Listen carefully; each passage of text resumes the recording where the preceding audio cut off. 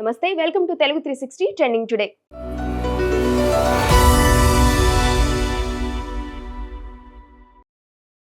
ఏపీకి పెట్టుబడులు రాకుండా జగన్ ఇంకా కుట్రలు చేస్తున్నారన్నారు మంత్రి నారా లోకేష్.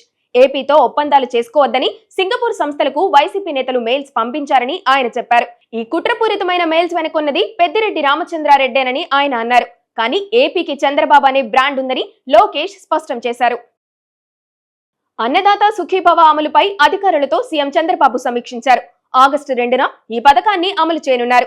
ఇందుకోసం రాష్ట్ర ప్రభుత్వం 2342.92 కోట్లు కేటాయించింది. అదే రోజు కేంద్రం పీఎం కిసాన్ నిధులు విడుదల చేయనుంది. కేంద్రం ఇచ్చే 6,000తో కలిపి రాష్ట్ర వాటాగా మరో 14,000 రూపాయలను ఇవ్వనున్నారు. ఏడాదికి 3 విడతలుగా 20,000 రూపాయలను అందించనున్నారు. ఆగస్టు 2న తొలి విడతగా రైతుల ఖాతాల్లో 7,000 రూపాయల వరకు జమ కానున్నాయి. మాజీ సీఎం జగన్మోహన్ రెడ్డి నెల్లూరు పర్యటనలో సీఎం చంద్రబాబు అధికారులను హెచ్చరించారు. ఇంకో 3 ఏళ్ల తర్వాత వచ్చేది వైసీపీ ప్రభుత్వమేనని ఆశాభావం వ్యక్తం చేశారు. అప్పుడు ఇదే చంద్రబాబు, పోలీసులు, అవినీతి అధికారులు అందరికీ లెక్క తీస్తామన్నారు. రిటైర్ అవుతాం, బీఆర్ఎస్ తీసుకుంటాం, విదేశాలకు పారిపోతాం అనుకోవచ్చు. సప్త సముద్రాల అవతల ఉన్నా పిలిపిస్తామని వార్నింగ్ ఇచ్చారు. మీరు చేసిన పనులను చట్టం ముందు పెట్టి మీ అందరికీ శిక్ష పడేలా చేస్తామని జగన్ హెచ్చరించారు. వైసీపీ నేత ప్రసన్న కుమార్ ఇంటిపై దాడి చేసిన అందరిపై కేసులు నమోదైనట్లు హోంమంత్రి అనిత తెలిపారు. మాజీ ఎమ్మెల్యే చెల్లెలు వరుసైన మహిళ గురించి నీచంగా మాట్లాడితే వారంతా అతని ఇంటికి వెళ్లారని ఆక్షేపించారు. ప్రసన్న మాటలను జగన్ సమర్థిస్తున్నారా? మహిళల పట్ల ఆయనకున్న గౌరవం ఇదేనా అని జగన్ కు తల్లి చెల్లి అనే ఎమోషన్స్ లేవన్నారు అనిత. వైసీపీ హ్యాండిల్స్ లో వారిపై పోస్టులు, మార్ఫింగ్ ఫోటోలు పెట్టినా నోరు మెదపలేదు అని మండిపడ్డారు. కాళేశ్వరం ప్రాజెక్టుపై తుది నివేదికను ప్రభుత్వానికి కమిషన్ అందజేసింది. ఇరిగేషన్ సెక్రటరీ రాహుల్ బొజ్జాకు 2 సీల్డ్ కవర్లలో నివేదిక సమర్పించింది. దీన్ని అధ్యయనం చేసి వివరాలను ఇరిగేషన్ శాఖ ప్రభుత్వానికి తెలియజేయనుంది. ఆ తర్వాత సర్కార్ ఎలాంటి నిర్ణయం తీసుకుంటుందనేది చూడాలి. కాగా గతంలో కమిషన్ ముందు మాజీ సీఎం కేసీఆర్ సహా హరీష్ రావు, ఈటెల, అప్పటి ఇరిగేషన్ శాఖ ఉన్నతాధికారులు హాజరయ్యారు. పార్టీ ఫిరాయింపు ఎమ్మెల్యేల అంశంలో సుప్రీంకోర్టు తీర్పును స్వాగతిస్తున్నట్లు కేటీఆర్ ట్వీట్ చేశారు. కొంతమంది ప్రజాప్రతినిధులు అడ్డదారులు తొక్కినంత మాత్రాన ప్రజాస్వామిక వ్యవస్థ నాశనం కాదని సుప్రీంకోర్టు నిరూపించింది. కాంగ్రెస్ పార్టీ రాజ్యాంగాన్ని మరింత కాలం అవహేళన చేయబోదని ఆశిస్తున్నానని ఆయన పేర్కొన్నారు. ఎమ్మెల్యేలపై వెంటనే అనర్హత విధించాలని, ఈ 3 నెలల్లో 10 నియోజకవర్గాల్లో జరిగే బైపోల్ కు బీఆర్ఎస్ సిద్ధంగా ఉందన్నారు.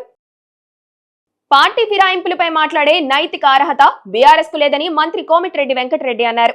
ఉప ఎన్నికలు వస్తే 100% కాంగ్రెస్ పార్టీదే విజయమని ఆయన ధీమా వ్యక్తం చేశారు.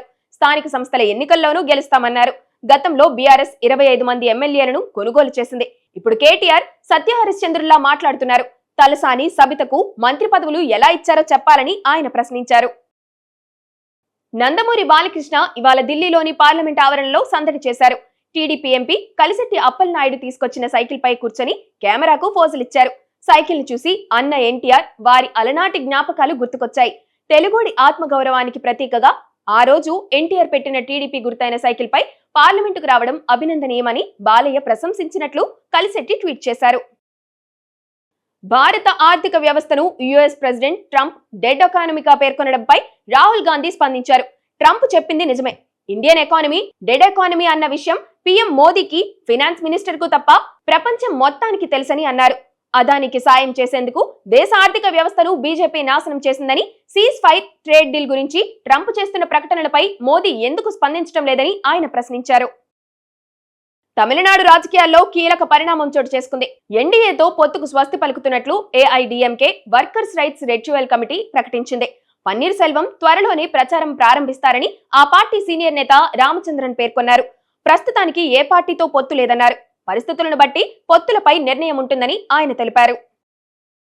జాతీయ ప్రయోజనాలను కాపాడేందుకు అవసరమైన అన్ని చర్యలు తీసుకుంటామన్నారు కేంద్ర వాణిజ్య పరిశ్రమల శాఖ మంత్రి పీయూష్ గోయల్. భారతీయ ఉత్పత్తులపై 25% సుంకాన్ని విధిస్తున్నట్లు అమెరికా అధ్యక్షుడు డొనాల్డ్ ట్రంప్ ప్రకటన చేసిన నేపథ్యంలో పీయూష్ గోయల్ లోక్సభలో మాట్లాడారు. ట్రంప్ ప్రకటించిన టారిఫ్ల వల్ల కలిగే పరిణామాలను స్టడీ చేస్తున్నట్లు మంత్రి వెల్లడించారు. భారత్ ది డెడ్ ఎకానమీ అని ట్రంప్ చేసిన వ్యాఖ్యలకు మంత్రి కౌంటర్ ఇచ్చారు.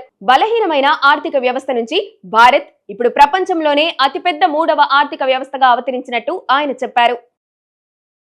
యుఎస్ లో యుద్ధ విమానం కుప్పకూలింది. కాలిఫోర్నియా సమీపంలోని లిమూరే ఎయిర్పోర్ట్ స్టేషన్ వద్ద F-35 ఫైటర్ జెట్ క్రాష్ అయింది. పెద్ద ఎత్తున మంటలు చెలరేగడంతో అధికారులు సహాయక చర్యలు చేపట్టారు.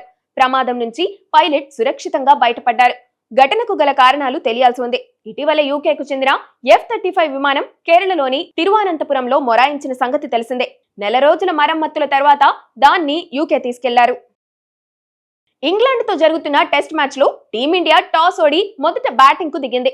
ఈ 5వ టెస్ట్ మ్యాచ్ కు టీమిండియా 4 మార్పులతో బరిలోకి దిగింది. గాయపడ్డ రిషబ్ పంత్ స్థానంలో వికెట్ కీపర్ గా ధ్రువ్ జురెల్ ను తీసుకున్నారు. శార్దుల్ స్థానంలో కరుణ్ నాయర్, బుమ్రా స్థానంలో ప్రసిద్ధ కృష్ణని తీసుకున్నారు. అలాగే అంశుల్ కంబో స్థానంలో ఆకాష్ దీప్ జట్టులోకి వచ్చాడు. మోహిత్ సూరి తెరకెక్కించిన సయారా మూవీ సరికొత్త రికార్డులు సృష్టిస్తుంది. విదేశాల్లో ఈ ఏడాది అత్యధిక కలెక్షన్లు రాబట్టిన బాలీవుడ్ చిత్రంగా నిలిచింది సయారా. 12 రోజుల్లోనే ఈ వసూళ్లు రాబట్టడం గమనార్హం. ఈ క్రమంలో చావా లైఫ్ టైం కలెక్షన్లను దాటేసింది. కాగా ఓవరాల్ గా ఈ ఏడాది ఓవర్సీస్ లో అత్యధిక వసూళ్లు రాబట్టిన చిత్రాల జాబితాలో L2 ఎంపరన్ తొలి స్థానంలో ఉంది. రౌడీ బాయ్ విజయ్ దేవరకొండ హీరోగా నటించిన కింగ్డమ్ సినిమాకు heroine Rashmika Mandanna special wishes తెలియజేశారు. ఈ విజయం నీకు అలాగే నిన్ను ప్రేమించిన వారందరికీ ఎంత ముఖ్యమో నాకు తెలుసు, మనం కొట్టినాం అని ట్వీట్ చేశారు. దీనికి విజయ్ సైతం మనం కొట్టినాం అంటూ రిప్లై ఇవ్వడంతో ఈ హ్యాపీ మూమెంట్ లో మ్యారేజ్ డేట్ అనౌన్స్ చేయాలంటూ ఫ్యాన్స్ కామెంట్స్ చేస్తున్నారు.